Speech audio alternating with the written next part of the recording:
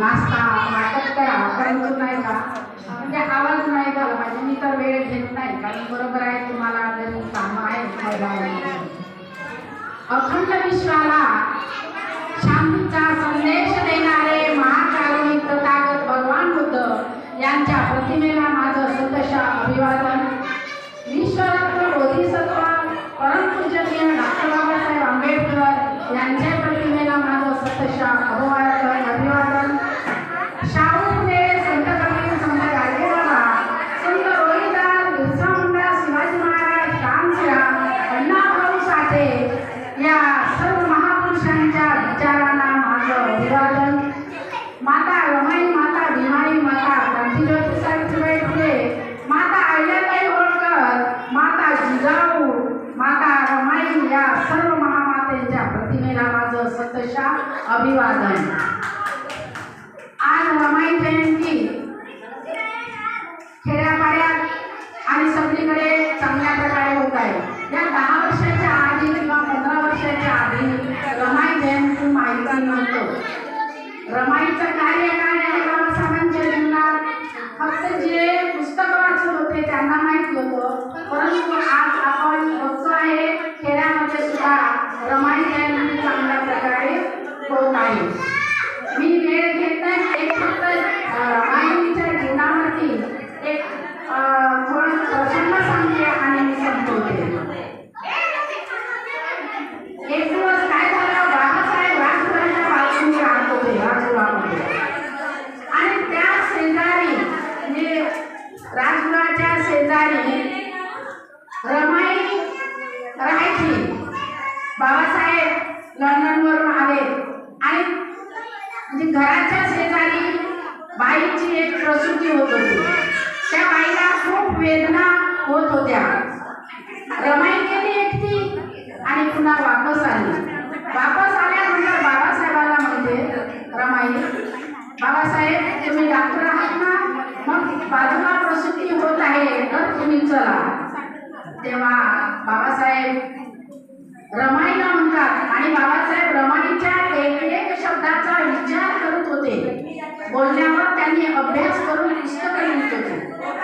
तेव्हा बाबासाहेबांना जेव्हा रमाई म्हटली, बाबासाहेब तुम्ही तर डॉक्टर आहात, मग बाजूला प्रसूती होत आहे की अडचणी काय तुम्ही चला. 2-3दा रमाई बाबासाहेबांना म्हटली तेव्हा बाबासाहेब हसायचे. हसल्यानंतर रमाईला राग आला. तरी पण बाबासाहेब म्हटले, रामू तुम्हाला रागावू नको, मी डॉक्टर आहे ना, तर मी पुस्तकाचा डॉक्टर आहे आणि मी पुरुषांचा किंवा अशा प्रसूतीचा डॉक्टर नाही. तेव्हा रमाई रागाने काय म्हटली, बाबासाहेब काय पुस्तकाला कीड लागते. कीड लागते म्हटल्याबरोबर बाबासाहेबांनी तो शब्द डोक्यामध्ये घेतला आणि बाबासाहेबांना वाटलं काही या देशाची राज्यघटना लिहिण्याचं माझ्यावर जरी परिपूर्ण भार असला आणि मी जर लिहिलं नाही तर पुढे माझ्या वंचित घटकांना जो आजचा त्रास आहे, आजची जी गुलामी आहे ते नेहमीसाठी राहील. आणि म्हणून रमाईचा एक शब्द कीड लागते का पुस्तकाला, त्या एका शब्दाला बाबासाहेबांनी आज आपल्या भारताचं संविधान लिहून ठेवलं का जेणेकरून कीड लागू नये एवढं ह्या भारताचं संविधान रमाई मातेच्या एका कीड शब्दाला लावून ठेवलं म्हणजे धरून बाबासाहेबांनी लिहिलं. बाबासाहेबांना खूप मोठा त्रास झाला लिहिताना. 2 वर्ष 11 महिने 17 दिवस कार्यकाळ होता, परंतु बाबासाहेबांनी ते कंटाळानं केलं नाही. रमाईला वेळोवेळी रमाईच्या शब्दाला बाबासाहेब अभ्यास करत होते.